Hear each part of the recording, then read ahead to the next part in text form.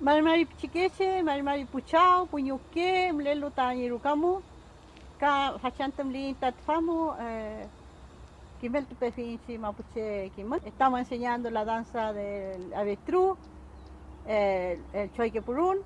El Choiquepurún viene de la cordillera generalmente.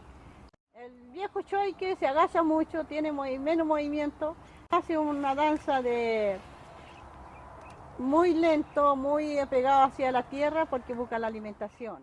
El joven choique tiene movimiento de cabeza, de cintura, de cola.